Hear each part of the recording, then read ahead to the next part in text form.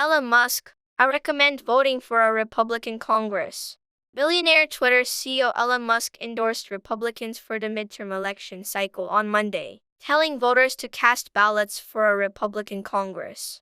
Musk's announcement comes months after he first announced plans to vote Republican earlier this year. He argued Monday that having a government split between two parties is ideal, and noted President Biden's possession of the White House for Democrats before saying Congress should go to Republicans. To independent-minded voters, shared power curbs the worst excesses of both parties. Therefore, I recommend voting for a Republican Congress, given that the presidency is Democratic, Musk wrote.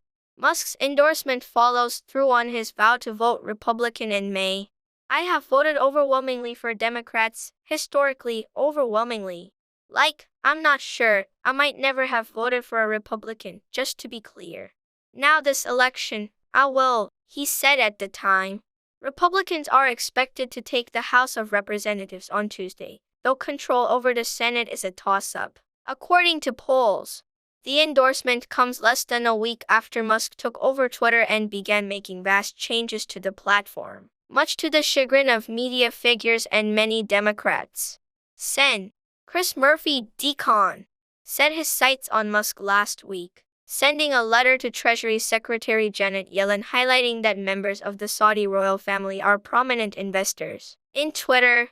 Saudi Prince Al-Walid bin Talal had purchased his stake in Twitter long before Musk bought the company. However, I write to draw your attention to potential national security concerns arising from the recently completed takeover of Twitter, Incorporated, by Elon Musk and a number of private investors. Murphy wrote to Yellen, according to a copy of the letter obtained by Punchbowl News.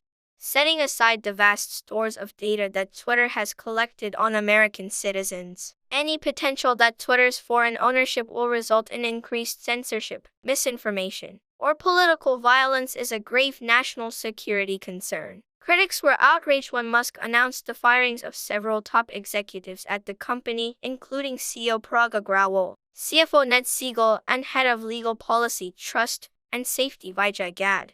Gadde led the company's push to censor the Hunter Biden laptop story first published in the New York Post prior to the 2020 election.